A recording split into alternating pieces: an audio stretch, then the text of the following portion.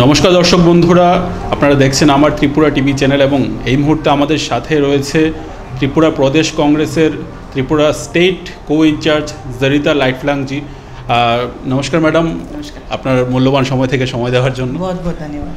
तो अभी जिस सिलसिले में अभी यहाँ पर मिले हैं हम लोग और हमको सुनाई दिया आपका बंगाली भी समझ में आते हैं एक टू पढ़ी हालांकि अब दिन मतलब अच्छा, आप कहाँ से मतलब दिल्ली से बिलोंग करते हैं या फिर? मैं ओरिजिनली मेघालय से हूँ एंड फ़िलहाल दिल्ली रहती हूँ, बट आई एम अ खासी, born and bred and I've finished my education, everything in Meghalaya. Politics में कैसे आना हुआ आपको? पॉलिटिक्स में आना ऐसे हुआ कि एक ऐसे वारदात हुआ कि जब मैंने सोचा कि पॉलिटिक्स में ही आना ज़रूरी होता है, क्योंकि to make a change in the system you have to become a part of the system. तो मैंने काफ़ी पहले शुरुआत कर दी थी, चाहे वो NSUI हो, youth Congress. I am somebody who's grown through the cadre, तो NSUI, youth Congress, state politics और फिर finally all India Congress committee. So it has been a long journey of 30 years, so far so good। Tripura का जो जनता है उनको मतलब आज के पहले ऐसा कभी दिखाई नहीं दिया कि कोई बाहर से लीडर आके त्रिपुरा में इतना फोकस कर रहे हैं। तो इस बार क्या खास आप लोगों को दिखाई दे रहा है कि इस बार इतना दिन तक, जैसे कि 2018 के पहले बीजेपी इतना फोकस किए थे, अभी कांग्रेस को ऐसा दिख रहा है? क्या मतलब अलग क्या दिख रहा है? अलग ऐसा कुछ है नहीं। नंबर 1 ये बात है कि त्रिपुरा में कांग्रेस हमेशा थी, है और रहेगी। कांग्रेस एक विचारधारा है, ना कोई मांस या फिर हाड़ का ढांचा। तो कांग्रेस एक विचारधारा है जो सालों से है। We are over nearly touching 200 years of our existence. Congress party Tripura में जब से है, हमारा संगठन है, माना बीच में थोड़ी सी अप्स एंड डाउन्स होता है, हर एक पार्टी में होती है, पर हम लोगों ने ठान लिया है, क्योंकि हमारे जो AICC इंचार्ज है डॉक्टर जॉय और हमने ये डिसाइड किया कि we are going to put in all our efforts come what में एंड सी दैट किस तरीके से हम एक सशक्त और साफ़ सुथरी कांग्रेस सरकार त्रिपुरा में ला सकते हैं। हमको दिखाई दे रहा है कि आप बहुत मतलब प्रचार में जितना दिन प्रचार हो रहा है ऊपर मतलब बाई इलेक्शन को लेके आप हमेशा रहते हैं। मतलब आपको दिखाई देता है कि मतलब आपका जो मतलब यहाँ का लोगों को कहना है कि आपको सेकंड ममता के तरह मतलब दिखाई दे रहा है यहाँ पर स्टेट में, क्या कहेंगे इसको? देखिए, मैं जरीता लाइटफ्लांग हूँ और ममता बनर्जी जी ममता बनर्जी है, हम दोनों का कोई कंपैरिजन नहीं है। ममता जी बहुत बड़ी लीडर है अपनी जगह पे और मैं एक मामूली कांग्रेस के कार्यकर्ता हूँ, और मुझे लगता है कि मेरा जो कार्य है, मेरा जो ड्यूटी है, वो हमारे कार्यकर्ताओं के साथ है और पार्टी हमें जो भी काम देगी, चाहे वो पदयात्रा हो या फिर प्रदर्शन करना हो या बूथ लेवल में जाके काम करना हो, हमारे लिए सब काम सेम है।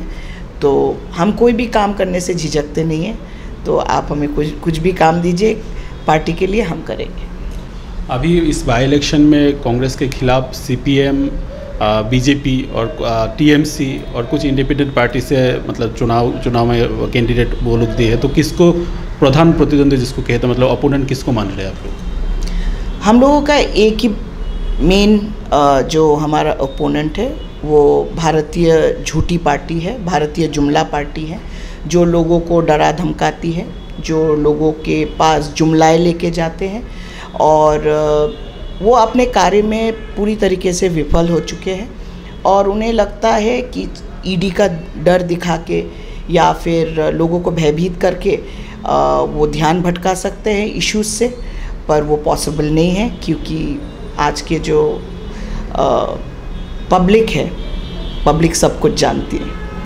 आज TMC का जो जनरल सेक्रेटरी अभिषेक बनर्जी त्रिपुरा में अगरतला में अभी वो उनका रोड शो चल रहा है, तो आपको क्या लग रहा है कि TMC यहाँ पर क्या कर पाएगा? जैसे कि बंगाल में कर पा रहा है, तो त्रिपुरा में कोई फ़र्क पड़ेगा? देखिए, जैसे मैंने कहा, प्रजातंत्र है, हर एक पार्टी को अपना पक्ष रखने का मौका मिलना चाहिए और चाहे त्रिपुरा हो, चाहे बंगाल हो, चाहे भारतवर्ष में कोई भी जगह हो, हर एक पार्टी को अपना पक्ष रखने का फ्रीडम है।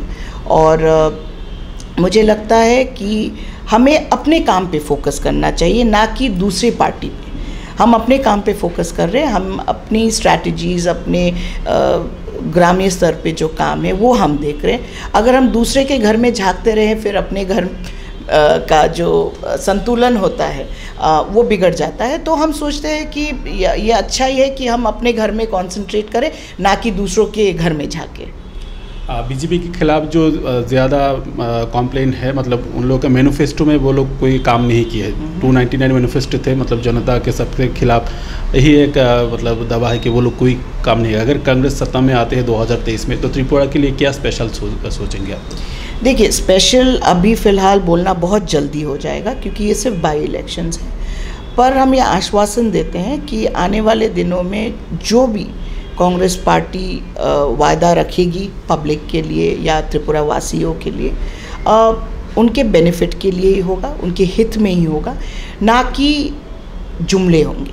क्योंकि आप अगर देखो, चाहे वो एजुकेशन में हो, लॉ एंड ऑर्डर में हो, चाहे वो आप रिक्रूटमेंट की बात करो, चाहे वो एम्प्लॉयमेंट की बात करो, चाहे आप हेल्थ सर्विसेज की बात करो, चाहे आप इंफ्रास्ट्रक्चर की बात करो, हर एक क्षेत्र में भारतीय जुमला पार्टी फेल हो चुकी है।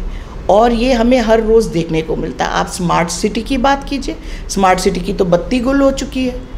हम खुद स्मार्ट सिटी में चल रहे हैं और बारिश इतनी आ रही है कि कमर तक पानी आ गए, हम लोग फंस गए। तो ये किस तरीके का स्मार्ट सिटी है और किस तरीके का आप जुमला लोगों के पास लेके जा रहे हो? क्योंकि लोगों को पता है कि ये सब जुमले हैं। आखिरी सवाल जो रहेगा, मतलब 3 सीटों में कांग्रेस इस चुनाव में लड़ रहे, तो कितने में आप लोगों का जीतने का उम्मीद रख रहे हैं? तीनों के तीनों। और किस में ज़्यादा और किस में थोड़ा कम? हमारे सभी कैंडिडेट सशक्त हैं, सभी कैंडिडेट अपने ग्रामीण स्तर पे काम कर रहे हैं। तीनों ही हमारे जो प्रत्याशी है वो लोगों के बीच जा रहे हैं और लोग उनको जानते हैं। सुष्मिता देवनाथ इस बार नई एंट्री है, क्योंकि वो महिला है, पर एक महिला होने के कारण वो बहुत ही अच्छा प्रदर्शन कर रही है पॉलिटिकल फील्ड में। और मैं आशा करती हूँ कि हमारे तीनों प्रत्याशी विजयी होंगे और ये बाई इलेक्शन में एक अच्छा रिजल्ट आएगा। लास्ट, वोटर के लिए क्या मैसेज देना चाहेंगे? वोटर्स के लिए, त्रिपुरा वासियों के लिए और माँ त्रिपुरेश्वरी का जो ज़मी है, सरज़मी है, उनके लिए यही एक मैसेज है कि आइए, वोट कीजिए, जुडिशियसली वोट कीजिए, अपना मतदान का इस्तेमाल कीजिए और सबसे इम्पॉर्टेंट है सोच समझकर वोट कीजिए, ना ही किसी के डर से, ना ही किसी के भय से, ना ही किसी के धमकी से, पर अपने मत से अपना मतदान कीजिए। और मैं प्रशासन से भी एक बात कहना चाहूँगी, और यहाँ जैसे कि पुलिस है और यहाँ के जो मुख्यमंत्री है, कि फ्री एंड फेयर इलेक्शंस होने दीजिए। दूध का दूध, पानी का पानी हो जाएगा। लोगों को भयभीत करके, अपने मंत्रियों को बिजनेसमैन के पास भेज के उनको डराना, धमकाना, या फिर उनको बोलना कि आप अगर सर्विसेज कांग्रेस पार्टी के लिए देते हो तो हम आपके ऑफिस तोड़ देंगे, ये सब बंद करना चाहिए। ये बचकाना गेम है ना? ये सब अच्छा नहीं लगता और कोई मंत्री ये काम करे, ये शोभा नहीं देता।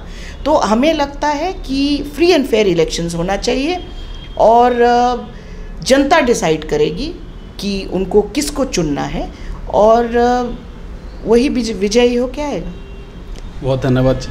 আমরা তখন কথা বলছিলাম ত্রিপুরা প্রদেশ কংগ্রেসের স্টেট কো ইনচার্জ জরিতা লাইফলাইনজির সাথে।